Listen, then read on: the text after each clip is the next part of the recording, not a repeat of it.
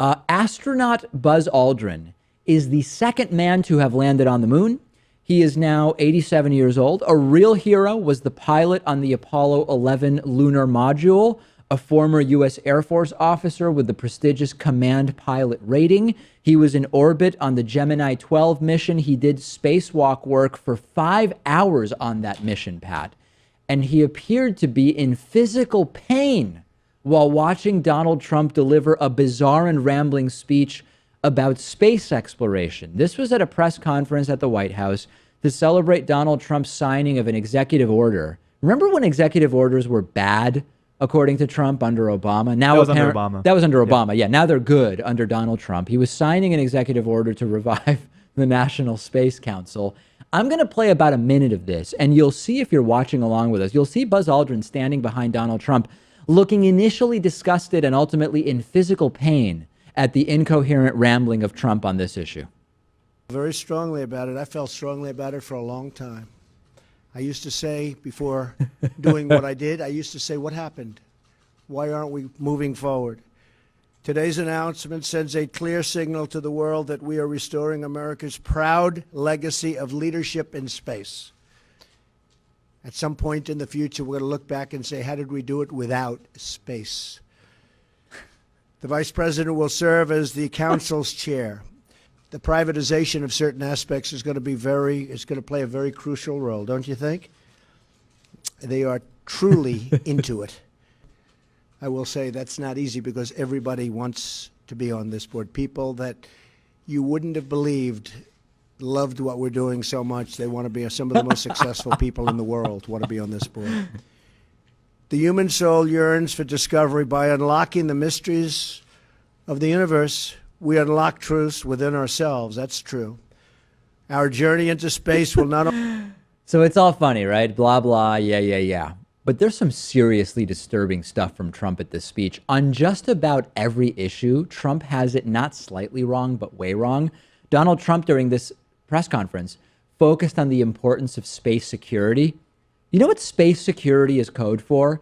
Crony capitalism. Space security means things, very serious things, like satellites used by the military to monitor other countries, maybe rocket launches or troop movements, whatever. That's not a bad thing in principle, but who provides most of that technology? It's companies like Lockheed Martin and other contractors. We're already seeing space exploration become public relations cover for the military-industrial complex and crony capitalism. And if there's really a reason for Buzz Aldrin to cringe here, it's not just that Donald Trump sounds like a buffoon on this issue like with every other issue.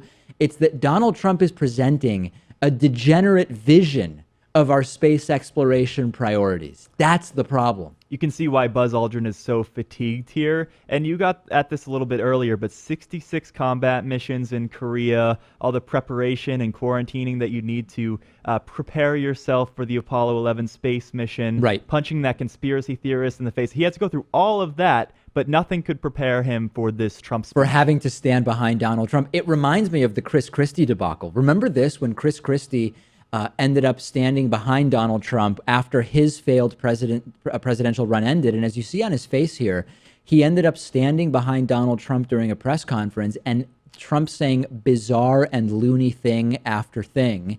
And Chris Christie looking sort of like he had bad Clams Casino about an hour and a half prior to the press conference. That's what Buzz Aldrin reminded me of. Right. I mean, you can see why the Golden State Warriors, the defending NBA champions, don't want to go to the White House because they don't want to go through that. Did we ever figure out what the official reason that they're not going is? We'll have to give an update on that. Yeah, we're going to have to. Pat's going to look into that for us. Okay, to put a fine point on how absurd this entire thing was, check out this bizarre moment when the actual signing of the executive order took place.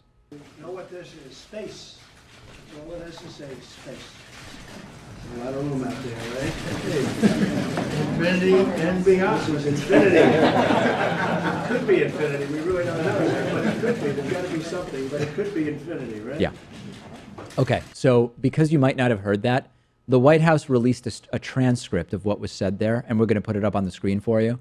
Buzz Aldrin said, Infinity and beyond. And of course, people laugh because that's a phrase from, is it Star Trek? It's from or Toy Story. From Toy Story. And the okay. character in that is Buzz Lightyear. Buzz of course, Lightyear versus Buzz Aldrin. Very good. Very Okay. funny.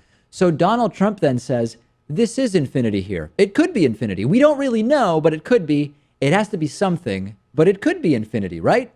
Okay.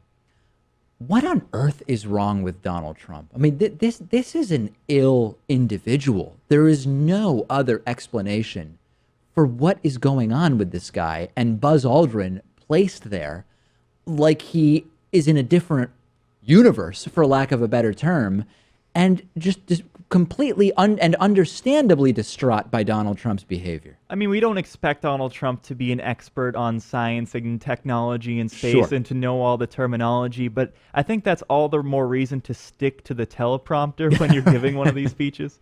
And this might be infinity. We don't know, but it could be. Can anyone parse that for us? Or is Sean Spicer going to tell us a select group of people knew exactly what the president meant by that?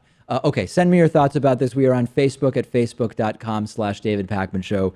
We'll take a break. We'll try to regain our composure here in studio and be back after this.